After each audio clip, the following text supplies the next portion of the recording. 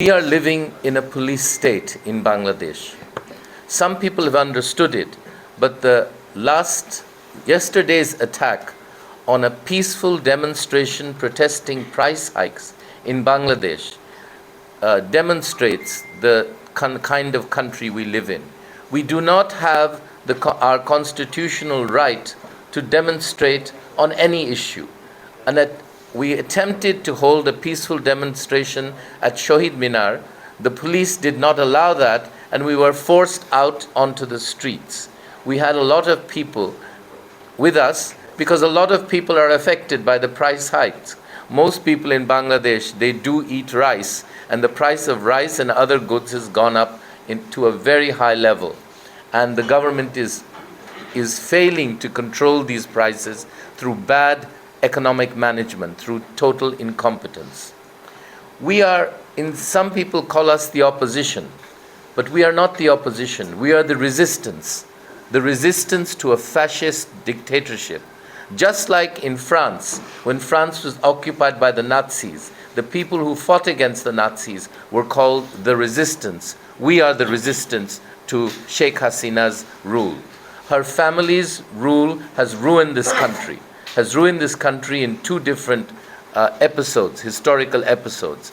And I believe that this one will be remembered as the one that has done most damage to the country in the long run.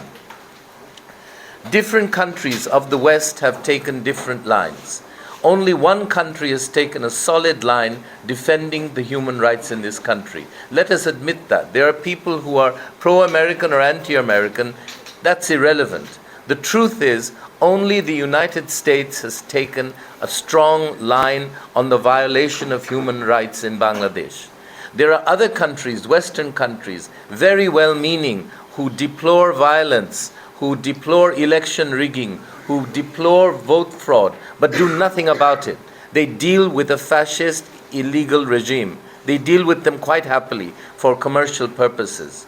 One government, for example, a representative told me, we prefer constructive engagement.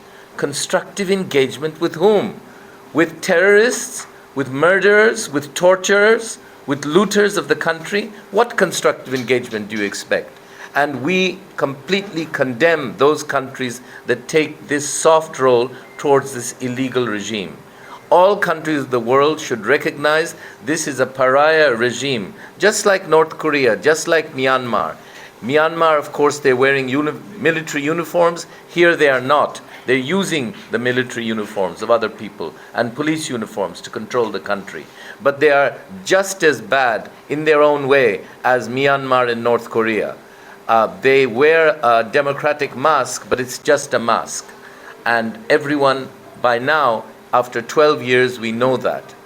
They have appointed a group of election commissioners that we have no confidence in.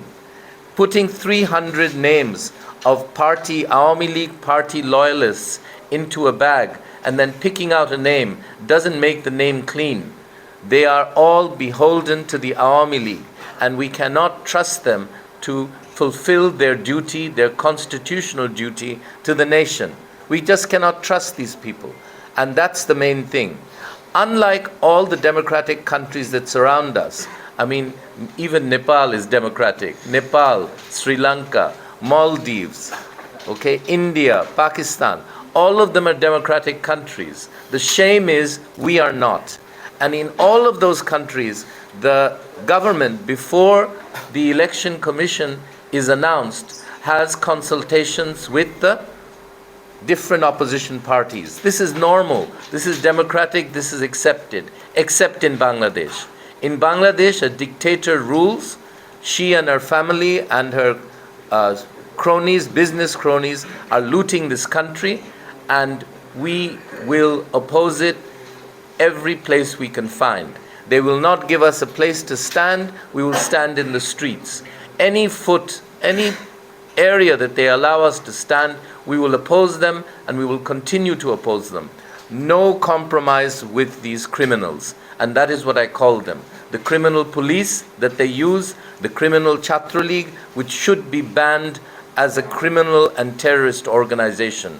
Those who have enlisted their names in the Chhatra League, we will definitely identify them as criminals, not just in this country, but internationally. Wherever they go, they will be identified as criminals. They will not get away with it. They think that they can go to Canada, set up a new life there, and become clean. It won't happen. We will find them and we will identify them. And inshallah, we will punish those that we find for their crimes against the people of Bangladesh. So, it is very important for the press to realize that the media is bifurcated now. There's the controlled press, which many of you represent, and despite your best efforts and your courage, you're unable to put forward the truth. And then there's the uncontrolled press, the social media. The social media will dominate the future of the media in Bangladesh. All of you have figured this out. The reason is we cannot be sure that even in the future, any government will try to control the press because they have the levers to control the press, to reward the press, to make businessmen who control the newspapers and television stations, we can make them rich. Any government can make them rich, and they are always in their hands. So honest journalism is severely threatened by the Awami League. And in the past, also, there were very few papers that stood up to one-party rule during Bakshal. Very few newspapers. The one newspaper that stood up, I think, was called the Azadi. The Azadi's copies have been removed from all libraries. All the copies of the Azadi newspaper have been systematically destroyed.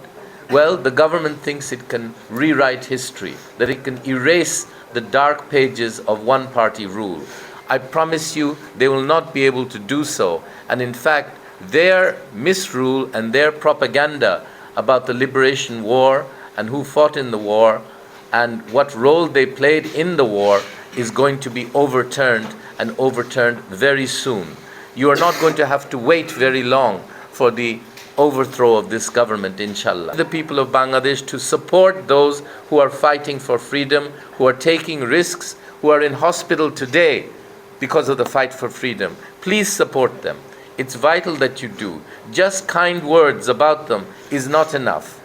So with these words, I will end my speech here, but it is intended for all of you and also for our friends abroad.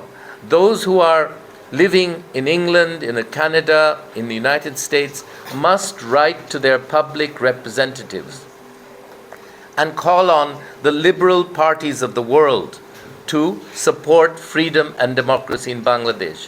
What do I mean by liberal party? The Liberal Party in the UK, that's a simple one. The Liberal Democratic Party in Germany. Write to them. They will help, because injustice anywhere is unacceptable to these parties. So I'd like you to, all of you who are listening to this from abroad, please write your public representative to speak up for freedom, justice and democracy in Bangladesh. Thank you very much.